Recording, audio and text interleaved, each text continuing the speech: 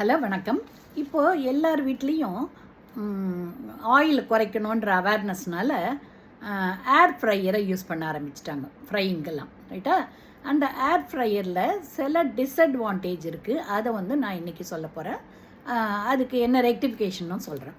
So அந்த ஏர் ஃப்ரையரில் என்ன பண்ணுறோம், கொஞ்சமாக ஆயில் போடுறோம், ஃப்ரை பண்ணுறோம். ஆனால் அதோட டெம்பரேச்சர் 200 to 220 degrees சென்டிகிரேடு வச்சாதான் அது ஃப்ரை ஆகும்.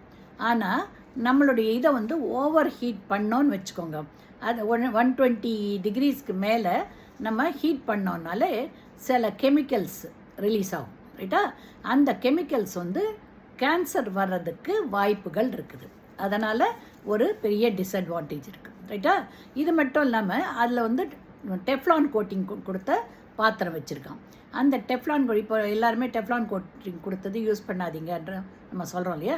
ஏன்னா அந்த டெஃப்லான் கோட்டிங் இந்த ஹீட் பண்ணும்போது இல்லை என்ன ஆகும், அதுலேருந்து ஒரு முக்கியமான ஒரு கெமிக்கல் ரிலீஸ் ஆகுது. அந்த கெமிக்கல் பாலிடெட்ரா ஃப்ளோரோ எத்திலீன் என்ற எத்திலீன் கிளைக்கால், ரைட்டா?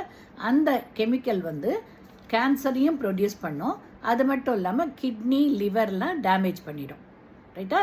ஸோ இவ்வளோ ப்ராப்ளம்ஸ் வரக்கூடிய ஒரு பொருளை நம்ம யூஸ் பண்ணி நம்ம உடம்பை நம்ம கெடுத்துக்கிறத விட பெஸ்ட்டு திங்கு பழைய காலம் மாதிரியே தவா மேலே ஆயில் வேணால் கொஞ்சமாக போட்டு கொஞ்சமாக ஸ்ப்ரே பண்ணி நம்ம லைட்டாக ஃப்ரை பண்ணிவிட்டு அதை சாப்பிட்லாம், ரைட்டா? That is more safe. In case அதுவும் இல்லை அப்படின்னாக்கா நீங்கள் ஏர் ஃப்ரையர் தான் யூஸ் பண்ணோம், ரொம்ப யூஸ்ஃபுல்லாக இருக்குதுன்னு நினச்சிங்கனாக்கா ஒரு ஸ்டெயின்லெஸ் ஸ்டீல் பாத்திரமோ இல்லைன்னா ஒரு கண்ணாடி பாத்திரமோ யூஸ் பண்ணுங்கள். அந்த டெஃப்லான் கோட்டிங் யூஸ் பண்ணாதீங்க, ரைட்டா? பட் எனிஹோ இவ்வளோ ஹீட் பண்ணும்போது vitamin C, anti accidents, polyphenol இது எல்லாமே போயிடும். நம்மளுடைய சத்தெல்லாம் குறைக்கிற மாதிரி சமைச்சு சாப்பிட்றத விட பெட்டர் டு யூஸ் ஆர்டினரி தவா. ஓகேங்களா?